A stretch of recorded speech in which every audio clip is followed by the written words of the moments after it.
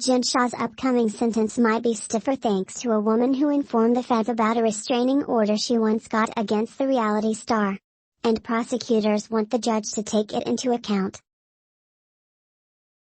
Prosecutors in Jen's federal fraud case just filed new docs this week asking the court to consider a 2019 restraining order obtained by a woman who claims she once had some trouble with the Housewives of Salt Lake City star.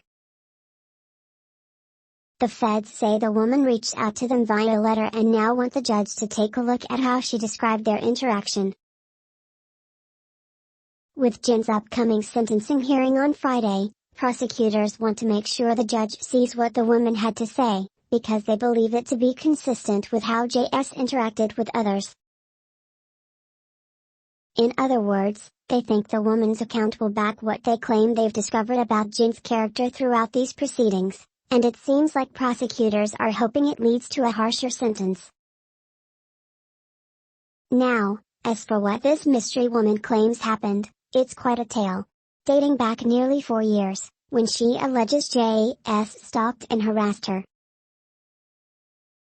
TMZ has obtained her restraining order docs from back then, which were filed in Nevada, and she details an alleged tryst her husband was having with Jen, which erupted into a blowout when the woman sent screenshots of texts to Jen's own hubby.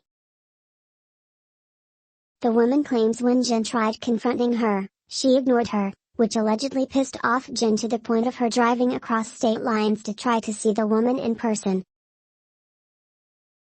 She alleges Jen showed up unannounced on her doorstep at 2:30 a.m. She says she eventually called the cops, and in the end, the woman got her TRO granted. Unclear what came of it after that, but it seems prosecutors want a judge to hear about it anyway before deciding how many years Shah gets in the fraud case.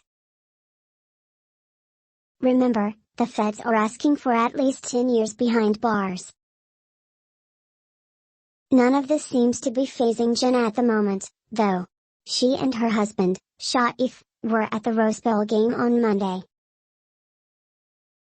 We'll see if she's as relaxed come Friday.